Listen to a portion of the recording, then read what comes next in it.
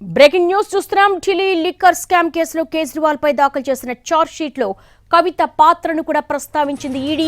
Liquor scam ద్వారా 100 కోట్ల రూపాయలు చేతులు మారినట్లుగా తెలిపింది. కవిత మాజీ పిఏ అశోక్ కౌశిక్ చేతుల మీదుగా లావాదేవీలు జరిగినట్లుగా తెలిపింది ఈడీ. కవిత నుంచి నగదు తీసుకెళ్లి దినేష్ అరోరాకు అప్పగించినట్టుగా చెప్పారు.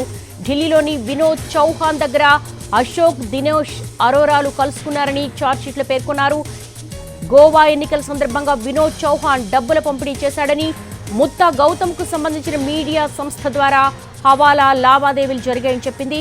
అభిషేక్ బోయినపల్లి, ముత్తా గౌతమ్ 7 కోట్లను హవాలా ద్వారా అరవింద్ కి ఇచ్చారని ఈడీ అధికారులు తెలిపారు.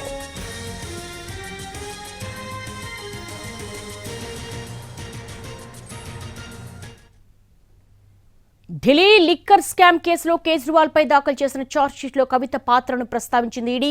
లిక్కర్ స్కామ్ ద్వారా 100 కోట్ల రూపాయల చేతులు మారినట్టుగా తెలిపింది. దీనికి సంబంధించి లేటెస్ట్ డెవలప్మెంట్స్ మా ఢిల్లీ నుంచి ప్రతినిధి రాజును అడిగి తెలుసుకుందాం.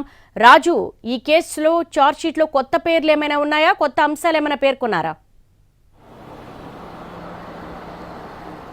ఎస్ దేవి, దేశ రాజధానిలో సంచలనం సృష్టించినటువంటి ఢిల్లీ లిక్కర్ కేసుకు సంబంధించినటువంటి అంశం ఎక్కడ ప్రస్తావనకు వచ్చినా సరే అక్కడ సౌత్ గ్రూప్కు సంబంధించినటువంటి అంశం కూడా తెరపైకి తీసుకొస్తున్నటువంటి పరిస్థితి కనిపిస్తుంది.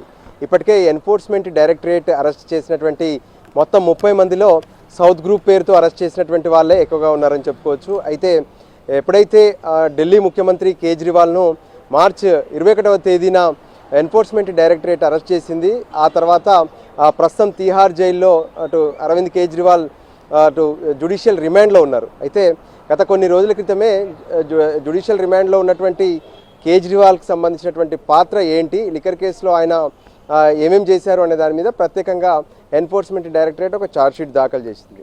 ఆ ఛార్జ్షీట్ను నిన్న స్పెషల్ కోర్టు ఏదైతే ట్రయల్ కోర్టుగా ఉన్నటువంటి రౌజ్ అవెన్యూ స్పెషల్ కోర్టు పరిగణలోకి కూడా తీసుకుంది. అయితే కేజ్రీవాల్ పైన దాఖలు చేసినటువంటి ఈ ఛార్జ్షీట్లో కవితకు సంబంధించినటువంటి ప్రస్తావన, సౌత్ గ్రూప్కి సంబంధించినటువంటి ప్రస్తావన కూడా ఉంది.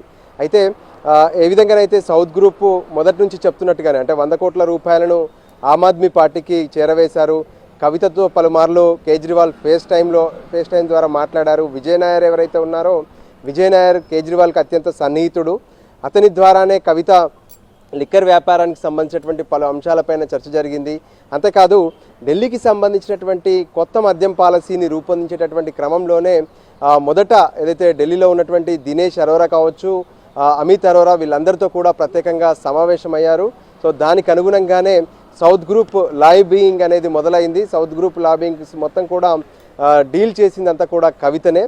సో కవిత 100 కోట్ల రూపాయలను ఆమ్ ఆద్మీ పార్టీకి చేరవేస్తే అందులో 45 కోట్ల రూపాయలను గోవా ఎన్నికల్లో ఆమ్ ఆద్మీ పార్టీ పూర్తి స్థాయిలో వినియోగించింది. దానికి సంబంధించినటువంటి ఆధారాలు కూడా ఉన్నాయి. మొత్తం హవాలా రూపంలో ఈ డబ్బునంతా కూడా తరలించారని చెప్పి స్పష్టంగా ఈ తాజా ఛార్జ్షీట్లో పేర్కొన్నటువంటి పరిస్థితి ఉంది. అయితే దీనికి సంబంధించి అటు అరవింద్ కేజ్రీవాల్ మాత్రం తనకు డబ్బులకు సంబంధించినటువంటి వ్యవహారం కావచ్చు, లిక్కర్ కేసులో ఎక్కడా కూడా తన పాత్ర లేదని చెప్పి తను అంటున్నారు. ఎక్కడా కూడా మాకు అంటే టెక్నికల్ ఎవిడెన్స్లు కొంతవరకు సేకరించినప్పటికీ కూడా తమ విచారణకు కేజ్రీవాల్ మాత్రం సహకరించలేదనే విషయాన్ని ఛార్జ్షీట్లో స్పష్టంగా ఎన్ఫోర్స్మెంట్ డైరెక్టరేట్ పేర్కొంది. దానికి అనుగుణంగానే ఇప్పటి వరకు ఎక్కడెక్కడైతే హవాలా రూపంలో చేతులు మారాయో డబ్బులు, దానికి సంబంధించినటువంటి ఎవిడెన్స్, ఎవరెవరు ఈ డబ్బులను తీసుకెళ్లారు, ప్రత్యేకంగా సౌత్ గ్రూప్కు సంబంధించి మొదట అరెస్ట్ అయింది అభిషేక్ బోయిన్పల్లి. సో అభిషేక్ బోయిన్పల్లి ఏ విధంగానైతే అమిత్ అరోరా, దినేష్ అరోరాలతో ఇక్కడ డీల్ చేయడం, ఆయన డబ్బులు తీసుకెళ్లినటువంటి క్రమంలో కవితకు గతంలో ఇక్కడ ఎంపీగా ఉన్నప్పుడు అంటే ఢిల్లీలో ఏ విధంగానైతే తను లోక్సభలో సభ్యురాలుగా ఉన్న సమయంలోనే అశోక్ కౌశిక్ అనేటటువంటి వ్యక్తి పిఏగా పనిచేశారు. సో అతని ద్వారానే దీనికి సంబంధించినటువంటి పలు అంశాలపైన ప్రత్యేకమైనటువంటి కసరత్తు జరిగింది. అతనే ఈ డబ్బులను కొన్ని మార్చే ప్రయత్నం కూడా తనే చేశారనే విషయాన్ని కూడా తాజా ఛార్జ్షీట్లో పేర్కొన్నారు. సో ఫైనల్గా ఎక్కడా లిక్కర్ కేసుకు సంబంధించినటువంటి వ్యవహారం వచ్చినా సరే అందులో ఖచ్చితంగా ఏ విధంగానైతే పూర్తిగా సౌత్ గ్రూప్ ప్రస్తావన, దాంతోపాటు సౌత్ గ్రూప్ను మొత్తం లీడ్ చేసింది కవిత అనే విషయాన్ని మాత్రం దర్యాప్తు సంస్థలు ఎప్పటికప్పుడు తమ ఛార్జ్షీట్ల ద్వారా కావచ్చు, లేదంటే కోర్టులో జరిగేటటువంటి ఆర్గ్యుమెంట్ సందర్భంగా కూడా అదే విషయాలను ప్రస్తావిస్తున్నటువంటి పరిస్థితి అయితే కనిపిస్తుంది. దేవి.